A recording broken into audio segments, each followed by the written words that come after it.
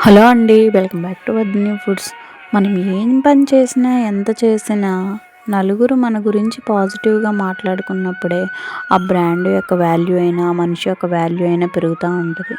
అలాగే Vardhini foods start చేసినప్పుడు భయంగా అనిపించినా, మెల్లగా రివ్యూస్ వల్ల నేను చాలా ఇంప్రూవ్ చేసుకున్నానండి. క్వాలిటీ పరంగా కానీ, ప్యాకేజింగ్ పరంగా కానీ నా ఫుడ్ అన్నది చాలామందికి నచ్చడం అన్నది నాకు చాలా హ్యాపీగా ఉంది.